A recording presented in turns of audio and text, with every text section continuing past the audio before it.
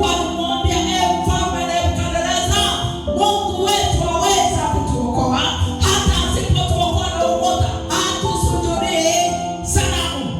Haleluya. Unahitaji kuwa na nguvu kama hiyo. Haunahitaji kuwa na nguvu kama hiyo.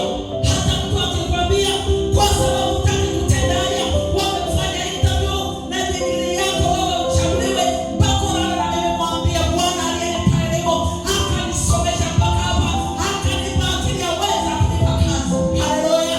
Hata asiponipa kazi, sitoi mwili wangu kwenye madhabahu za kishetani. Nitaenda nitanunua tenga, nitabaki mchicha wangu, nitajitwisha kichwani, nitatembeza mtaani, ili mradi Bwana amenipa nguvu. Haleluya. Yesu yupo anatenda kazi. Biblia inasema wakawachukua kwa ukatili, wakawatupa katika tanuru la nini? La moto. Tunasoma hapa leo, tanuru la moto linaumiza. Mtumishi wa Mungu Abdul akaimba, majaribu yanachoma kama moto. Kipita kwenye jaribu, tasikia Mungu wote anakuwa.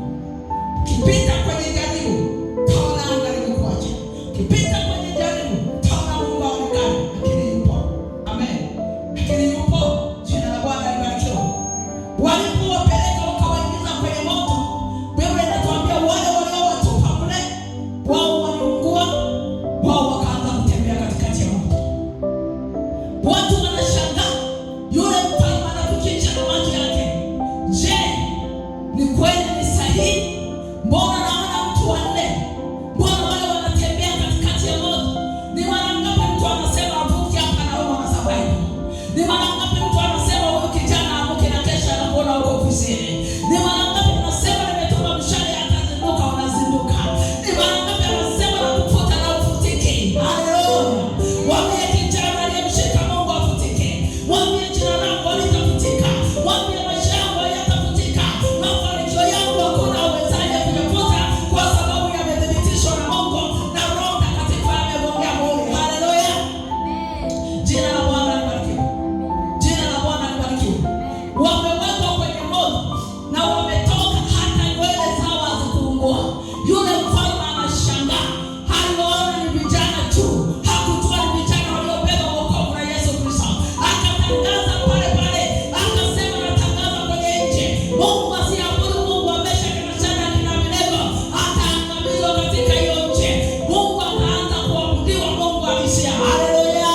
Ndivyo ilivyo baba kijana ambaye unajitunza, haijalishi kwamba wajaokoka. Ukisimama watakuona ni wa kawaida.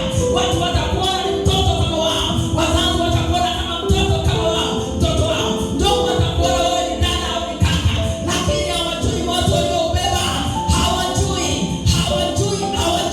Siku moja ukoo mzima utageuzwa kwa ajili ya utukufu wa Bwana. Watu watamjua Mungu aliyeziumba mbingu na nchi, yule Mungu aliyekufanya wewe utaua, uwe msafi, uweze kusimama sawa sawa na mapenzi ya Bwana. Jina la Bwana libarikiwe. Haleluya. Ni wangapi wanampenda Yesu? Pigie Bwana Yesu makofi. Mwambie wewe ni Bwana kwangu, wewe ni kimbilio. Jina la Bwana libarikiwe. Haleluya. Ninatumaini tunapokwenda kuomba sasa, tajiombea vizuri sana. Kiwa kama kijana, taomba katika roho, hautaomba katika mwili. Jina la Bwana libarikiwe. Mwambie Yesu asubuhi ya leo, nauleta ujana wangu kwako. Nauleta ujana wangu kwako na ukabidhi. Tembea katikati ya maisha yangu. Nimeona vijana waliosimama na wewe katika uweza. Nimeona vijana waliosimama na wewe katika mamlaka. Nimeona vijana waliosimama na wewe katika utukufu, na kila kitu kilibadilika. Usiogope. Hiyo ofisi unayoombea